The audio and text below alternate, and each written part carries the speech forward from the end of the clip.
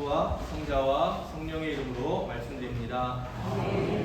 네, 오늘은 저희가 여성 선교주일로 지키고 있는데요. 여성 선교주일 부천교회도 많이 지키셨나요? 처음이죠? 저도 처음이더라고요. 왜냐하면 이게 다른 절기를 다 겹치기도 하고 다른 교회에서도 이게 지키기 어려운 경우도 있었는데요. 오늘 저는 여성 선교주일을 함께 봉헌하면서 말씀을 묵상하고 설교를 준비하면서 여성 선교주의라고 해서 남성과 대립되는 그런 여성이 아니라 사회적 약자로서의 여성, 그러니까 사회적 약자를 대표하는 거죠. 그런 분들의 이야기가 오늘 우리에게 어떤 의미가 있는가라는 것으로 좀 말씀을 준비했습니다. 단순히 여성 남성의 대결 구도가 아니라 복음을 통해서 우리가 다시 그리스도를 옷 입고 하나님의 자녀로 살아간다는 게 무엇인지를 오늘 같이 깊이 나눌 수 있게 되기를 바랍니다. 초대교회를 보면은요, 평등 공동체를 지향했어요. 그래서 사도 바울로가 갈라디아서 3장에서 쓴 말씀을 보면 이렇게 기록되어 있습니다. 여러분은 모두 믿음으로 그리스도 예수와 함께 삶으로써 하느님의 자녀가 되었습니다. 세례를 받아서 그리스도 안으로 들어간 여러분은 모두 그리스도를 옷 입듯이 입었습니다. 유다인이나 그리스인이나 종이나 자유인이나 남자나 여자나 아무런 차별이 없습니다. 그리스도 예수 안에서 여러분은 모두 한 몸을 이루었기 때문입니다. 아멘. 그러니까 뭐예요? 대표적으로 교회 안에 있던 갈등을 적어놓은 거죠. 유대인과 비유대인, 또 종과 자유인, 남자와 여자가 그 당시 사회에서도 다 갈등이 있었다는 거예요. 교회 안에서뿐만 아니라 살아가는 삶의 자리에서 서로 갈등을 일으켰다는 거예요. 근데 교회 안에서만큼은 차별이 없다. 차별이 자신이 없으면 차별이 없다는 거예요. 그러니까 실제로 없다는 게 아니라 있지만 없어야 된다 이런 말이겠죠. 그러니까 실제로 있었던 갈등에 대해서 이런 차별에 대해서 바울로가 이야기하면서 이게 그냥 단순히 사회적 문제가 아니라 복음의 문제다. 우리 모두가 하느님의 존귀한 자녀가 되었고 그리스도를 입었는데 남자와 여자라는 이유로 차별하는 것은 그리스도의 몸을 훼손하는 일이고 복음을 부정하는 일이라고 생각한 거예요. 그러니까 교회 안에서는 차별이 있으면 안 된다. 이런 이야기를 성경에서 했던 거예요. 또 성경의 복음서를 봐도 누가복음을 보면 제자들, 사도들이 예수님을 따라가는 장면에 뒤이어서 여자들의 이름을 적어요. 그 복음을 전하셨는데 12제자도 같이 따라다녔다. 또 악령이나 질병으로 시달리다가 나은 여자들도 따라다녔는데 그들 중에는 7 마귀가 나간 막달라 여자라고 하는 마리아, 헤로데의 신하 푸자의 아내인 요한나, 그리고 수산나라는 여자를 비롯하여 다른 여자들도 여럿 있었다. 그들은 자기네 재산을 바쳐 예수의 이름을 돕고 있었다. 아멘. 그러니까 여성들이 이름을 넣었다는 거예요. 사도들하고 동등하게 사도들은 이름을 넣지 않았는데 이분들은 이름을 넣어줬다는 거예요. 마태복음을 봐도 십자가에서 마지막까지 예수님이 돌아가시는 장면을 바라보는 여성들의 이름을 적어놨어요. 오늘날에는 글을 쓴다는 게 누구나 자유롭게 자기의 공간에 글을 쓰지만 성경이 기록된 때는 글을 쓴다는 거는 아주 중요한 부분이 아니면 쓸 수가 없어요. 종이도 부족하고 이거 하나를 적는다는 의미는 중요한 거기 때문에. 그런데 성경 곳곳에 이렇게 여성의 이름을 적었다고 하는 것은 세상 사람들은 여전히 여성들에 대해서 차별하지만 교회에서만큼은 그러면 안 된다라고 하는 것을 담고 있는 거죠. 사도들의 이름이 다 남자들이지만 거기에 덧붙여서 여성들의 이름을 붙인 건 뭐겠어요? 사도와 동일하게 여성들도 중요하다. 사도 바울가 서신을 많이 썼는데 거기에 꼭 개별적으로 인사를 적어요. 누구누구에게 안부를 전해주세요. 상당수의 이름이 여성입니다. 그 중에 한 분의 이름이 있는데 유니아라는 분을 어떻게 소개하냐면요, 내 친척이고 나보다 먼저 신앙인이 됐는데 사도에 속해 있는 사람이라고 얘기해요. 언어를 보면. 근데 이제 그게 애매하니까 나중에 번역할 때는 사도들에게 인정받는 사람 이렇게 저희 성경에 기록되어 있는데 원문으로는 사도에 속해 있는 사람이라고 적혀 있어요. 그러니까 뭐냐면 초대교회에는 여성들도 직분을 맡은 거죠. 부제도 있었고 사도들 중에서도 바울로도 12사도가 아니라고 엄청 비난을 받잖아요. 그러니까 12 사도뿐만 아니라 교회 안에는 사도라 불리는 사람들이 있었는데 여성인 유니아라고 하는 분도 그 중에 하나였다라는 것이 성경에 기록되어 있는 거예요. 그런데 교회가 핍박을 받을 때, 박해를 받을 때는 이런 일들이 잘 지켜졌던 것 같아요. 그런데 교회가 제도화되면서 로마의 국교가 되는 과정에서는 그 당시 사회 문화도 다 영향을 주게 되는 거죠. 그러니까 반대로 교회가 세상을 향해서 남자와 여자는 차별이 없습니다라고 하는 복음이 반대로 교회가 제도화되는 과정에서는 남자들이 중요한 역할을 맡아야 됩니다라고 하는 사회적인 통념, 문화적인 관습이 교회에 영향을 미치게 됐다고 볼 수 있는 거죠. 왜냐하면 먼저 기록된 성서에 이렇게 여성들의 활동과 직분에 대한 기록이 남아있으니까 이제 이런 게 합리적인 거죠. 그런데 4세기의 교회가 점점 제도화되면서는 여성 성직은 없어지고 남성 성직으로 자리 잡게 되었고 그것이 지금까지도 계속해서 질서로 자리 잡았습니다. 그러니까 이런 문제에 대해서 여성 선교주일은 다시 한번 문제를 제기하는 거예요.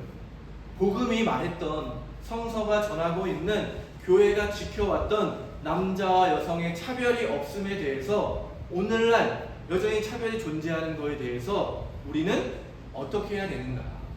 여성들이 선교의 주역으로 교회의 중요한 역할을 맡는 것에 대해서 다시 한번 생각하는 것은 아까 제가 처음에 설명드렸던 것처럼 단순히 남자와 여자의 차이에 대한 이야기가 아니라 복음이 처음부터 증거했던 우리가 온전히 하나 되는 일에 대한 복음적인 내용이고 교회가 교회되는 일에 있어서 오늘날도 여전히 매우 중요한 의미를 가지고 있다. 우리 대한성공회 이야기를 좀 해보면은요, 우리 성공회는 1989년에 시작됐어요. 영국에서 시작됐는데요. 어떻게 시작했는지, 그 당시에 우리 조선시대잖아요. 조선시대거든요. 그래서 영국에서 중국에는 복음이 전파된 선교사들이 활동을 했는데 조선이라는 땅이 있다라는 것이 이제 알려지게 되면서 영국에서 그러면 조선을 위해서도 선교를 좀 해야 되지 않겠냐라고 해서 잘 아시는 것처럼 고요한 주교님을 캔터베리 대주교님이 직접 주교로 서품을 하세요. 우리 성공에는 주교가 생기면 교회가 생기는 거거든요. 그래서 이 고요한 주교님이 1889년 11월에 서품을 받으시고 거의 1년 동안 영국과 캐나다, 미국을 다니면서 선교사, 동료 선교사와 선교 자금을 모금하셔서 1890년 9월에 인천에 오게 돼요. 그러니까 우리 교회가 생겨나는 과정이 이런 과정이에요. 그러니까 그 당시 대부분 외국인으로 선교사들이었잖아요. 한국인이 없었어요. 그래서 우리나라의 복음을 전하는데 제일 어려운 게 뭐였을까요? 언어적 문제도 있을 거고 문화적 문제도 있지만 그 사람들이 생각하지 못한 문제가 뭐였냐면 여성들에게 복음을 전하는 게 불가능한 거예요. 외국인이, 남성이 여성을 만날 수도 없는 그런 사회 질서 안에서 복음을 전하기가 굉장히 어려웠어요. 그래서 1900년도가 되면 교회가 준비를 한 게 뭐냐면 전도 부인이라는 분들을 양성하는 거예요. 교회 여성들을 교육을 시켜서 직분을 맡기는 거예요. 선교단 안에 여성 전도 부인들을 넣는 거예요. 왜냐하면 여성들을 만날 수 있는 사람들은 여성밖에 없으니까. 그래서 전도 부인이라는 제도를 1900년부터 시행하면서 1950년대까지 약 50년 동안 그분들이 활발하게 활동을 해요. 그래서 직접 방에 찾아가서 복음을 전하기도 하고 여성들을 따로 모집해서 교육을 하면서 신앙인으로 세례 교육이라든지 그런 교육들을 했다고 합니다. 생각해보세요.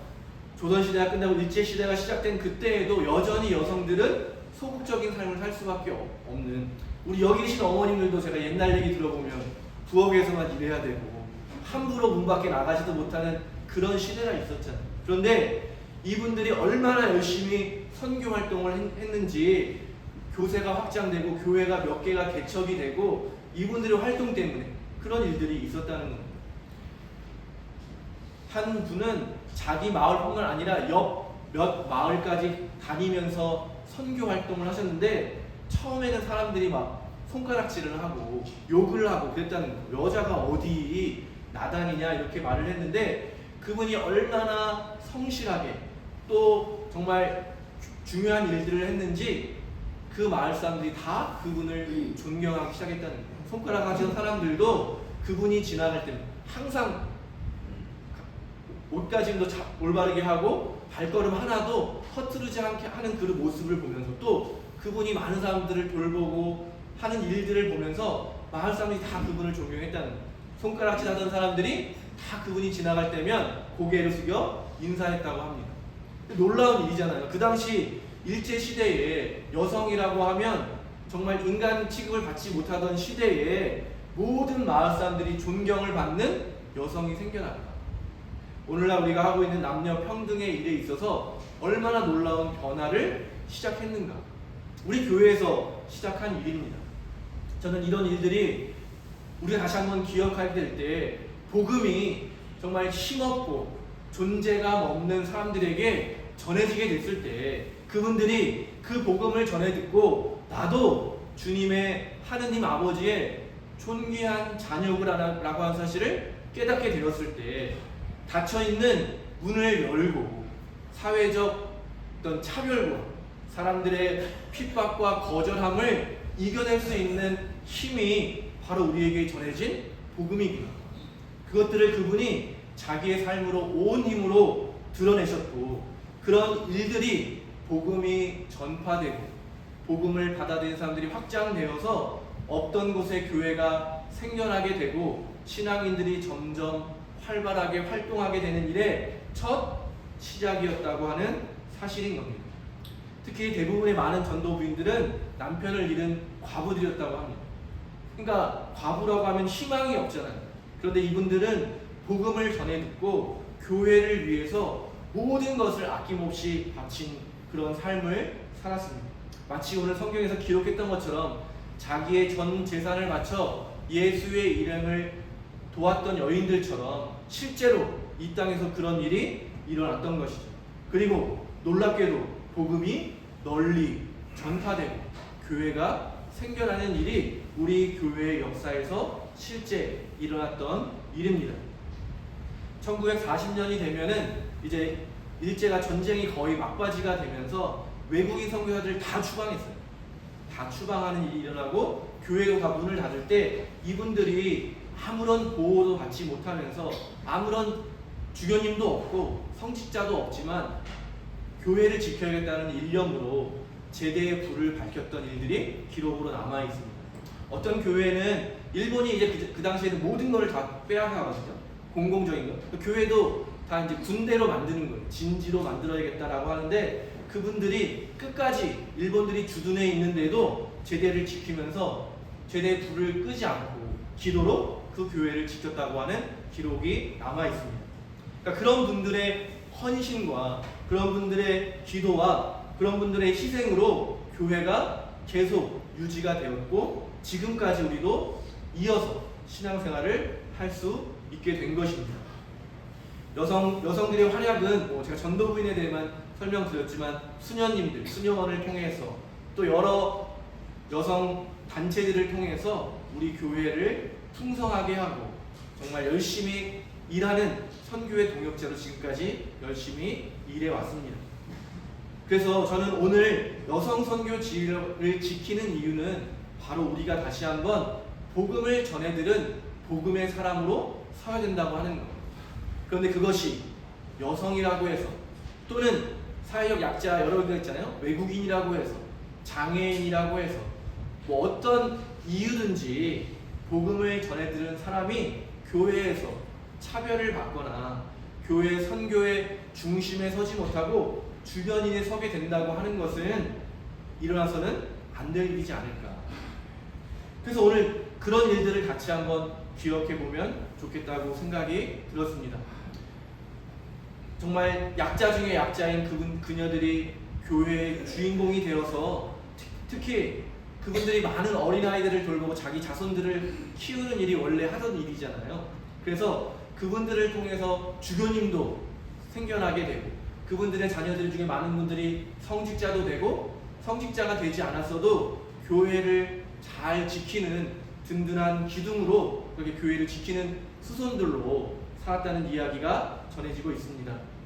그렇다면 오늘 우리의 다시 한번 이런 여성 선교 주기를 통해서 그 복음이 저와 여러분에게도 동일하게 전해졌다면, 우리 교우님들 많이 하시는 겸손의 말씀, 나같이 부족한 사람이 어떻게 하겠습니까? 라는 고백이야말로 그 복음의 능력을 살아내야 되는 복음의 주인공, 선교의 주인공이 되어야 된다고 하는 말씀이라는 사실을 여러분 기억하시기 바랍니다. 아멘. 여러분 스스로 부족하다고 느껴지신다면 하느님을 믿으시고 선교의 자리로 나아가시게 되기를 바랍니다. 네.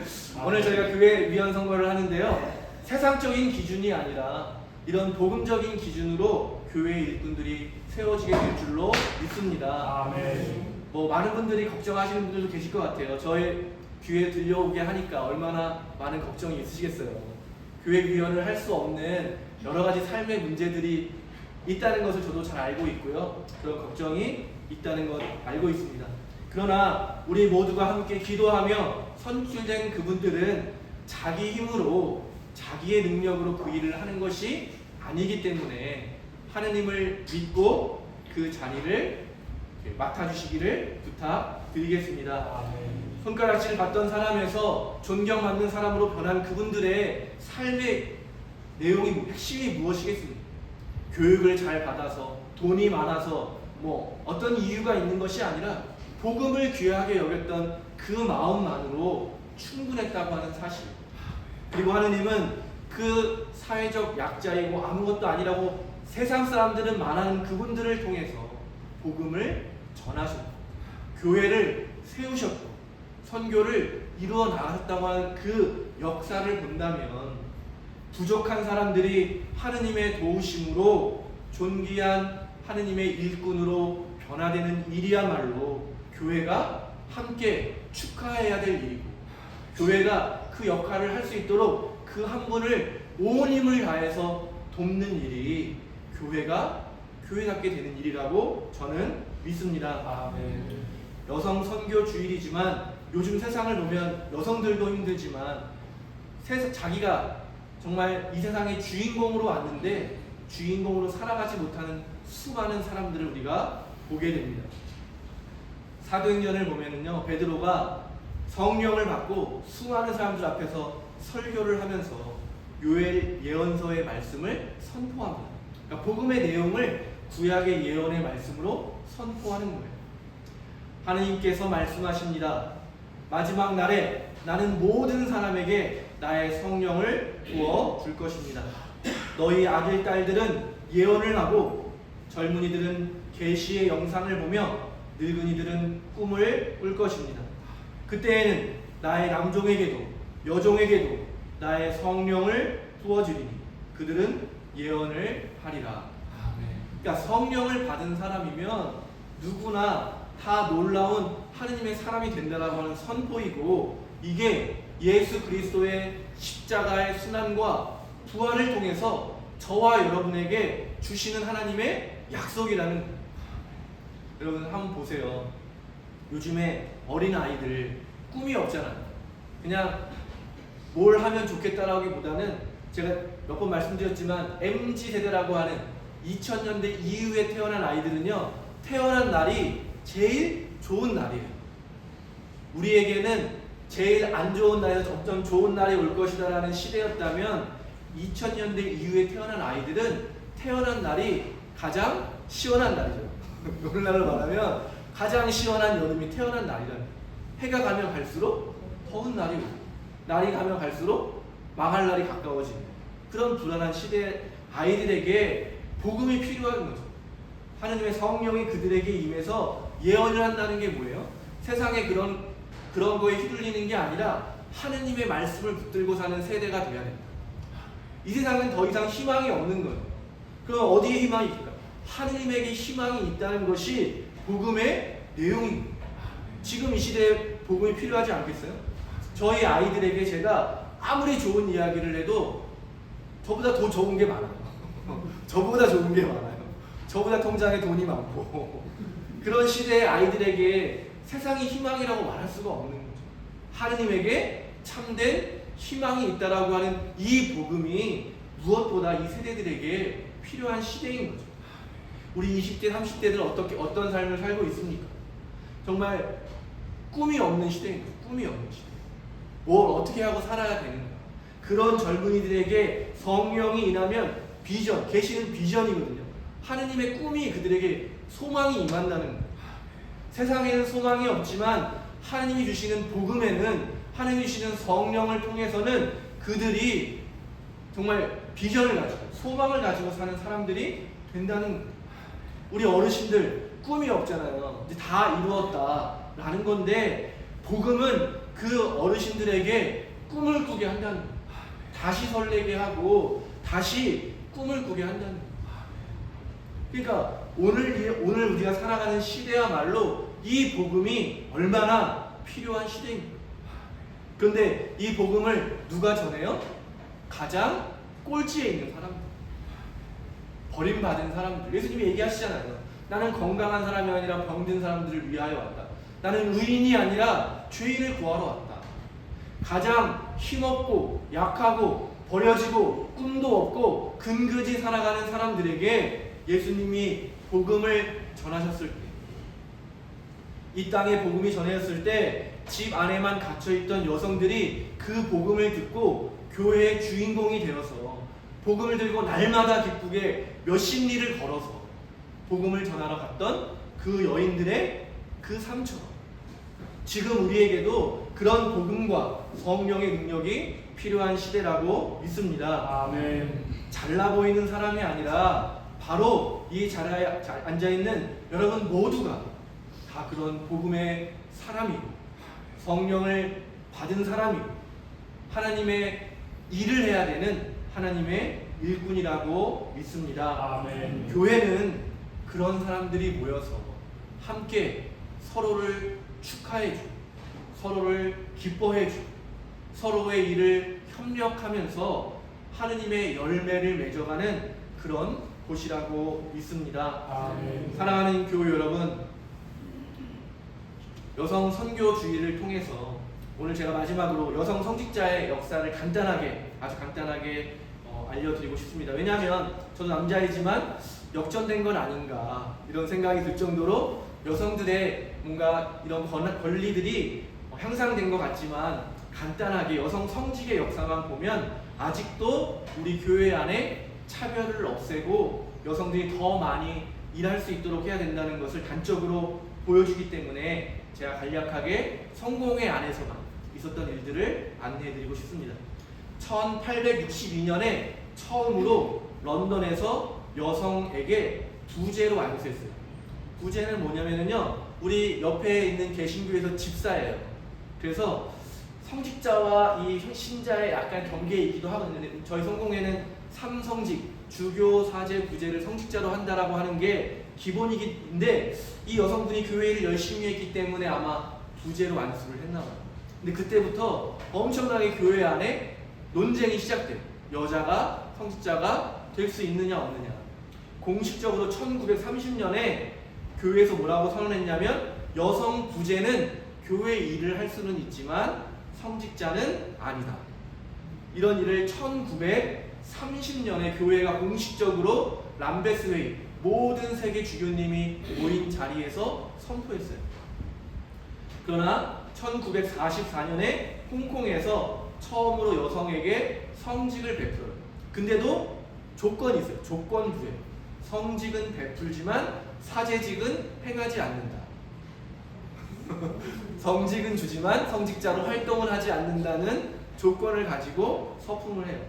왜냐하면 홍콩이고 이제 중국 여성인데 이분을 이제 서품을 해서 중국에 사실은 이제 좀 선교를 하고 싶었던 거죠. 근데 교회가 공식적으로 이렇게 허락하지 않았고 30년 정도 지난 1971년이 되어서야 이제 처음 서품을 받았던 이 여성 성직자가 중국에 가서, 다른 데는 안 되고 중국에는 성공회가 없거든요.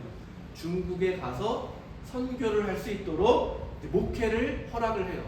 그런 일이 1971년 첫 번째 여성 사제가 공식적으로 목회적 활동을 하는 일이 일어납니다. 여전히 반대가 훨씬 많았다는 거예요. 1862년에 첫 시작된 논쟁 중에 상당수가 반대를 했고 지금도 전체 세계 성공회 안에는 반대가 적지 않아요. 생각보다 적지 않게 여전히 여성 성직에 반대하는 교구들이 많이 있습니다. 1974년 캐나다에서 1976년 미국에서 공식적으로 여성 성직을 서품하기 시작했고요. 1998년에서야 미국에서 처음으로 여성 주교가 서품이 됩니다. 뉴스에 크게 났는데 한번 여러분 기억나실 수 있어요. 작년에 영국에서 처음으로 여성 주교가 탄생한 거예요.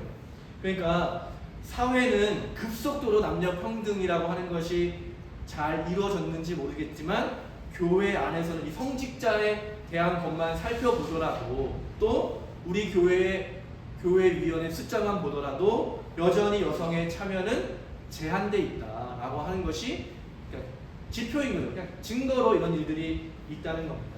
제가 처음에도 말씀드렸던 것처럼 남자 여자의 성적인 문제가 아니라 복음이 무엇인가라고 하는 중요한 교회의 문제라는 겁니다.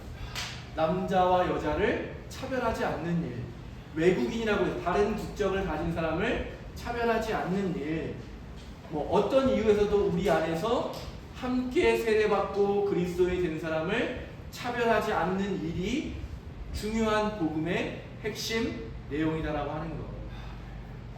제가 요번에 이제 교회위원회 선거와 관련해서 여러 가지를 살펴보다가 물어보다가 최근에 듣게 된 이야기인데 어떤 교회는 남성과 여성 교회위원수를 똑같이 하기로 결의했대요. 교회 안에서. 그래서 여성 3명, 남성 3명을 뽑는 일도 결의했다고 하더라고요. 저희들은 여성에 대해서 최소 1명을 여성 위원으로 한다라고 하는 소극적인 보호적인 장치를 시행하고 있습니다. 바라기는 오늘 같은 여성 선교 주일이 더 이상은 필요 없는 그런 교회가 우리 부천 교회가 되기를 바랍니다. 아멘. 우리 대한성공회가 더 이상은 여성 선교 주일이 아니라 더 나아가서 여전히 차별받고 피해받고 있는 분들을 기억하는 그런 선교 주일을 우리가 만들어서 새롭게 기능할 수 있게 되기를 바랍니다. 아멘. 그러기 위해서 먼저 여성들이 선교의 주역으로 복음의 어떤 일꾼으로 함께 동등하게 일할 수 있는 그런 교회로 우리가 먼저 자리 잡게 되기를 간절히 바랍니다. 아멘. 또한 여전히 차별 속에 억압 속에 힘들게 살아가는 수많은 사람들이 복음을 통해서 다시 회복되는 일이 우리 부천교회를 통해서 이루어지게 되기를 바랍니다. 아멘. 그 일이 바로 선교의 핵심이고 여러분 주변에 어려움 겪고 있는 분들을 교회로 초대해 주시기 바랍니다. 삶의 의미를 잃고 있는 분들이 있다면 교회로 초대해 주시기 바랍니다.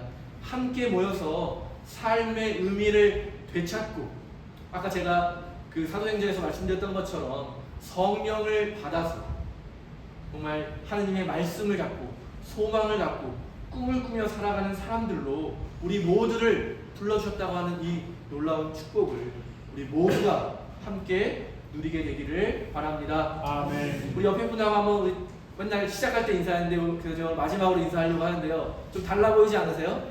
달라 보이는 옆에 있는 분들을 보시면서 한번 인사 나누실까요? 감사합니다. 네, 함께 해주셔서 감사합니다. 참 축복합니다. 지금까지 고생 많으셨습니다. 예수님의 이름으로 축복합니다. 축복합니다. 네, 우리 교회가 이런 복음이 살아있는 교회가 되어서 힘을 잃은 사람이 힘을 받게 되고 꿈을 잃은 사람이 꿈을 갖게 되고 그 한 사람의 꿈이 우리 모두의 꿈이 되어서 정말 예수님의 복음을 가지고 힘차게 살아가는 또 기쁘게 또 서로를 축복할 수 있는 그런 부천 교회가 될 수 있도록 함께 기도해 주시고 모두가 다 함께 해 주시기를 부탁드립니다. 아멘. 성부와 성자와 성령의 이름으로 말씀드렸습니다. 아멘.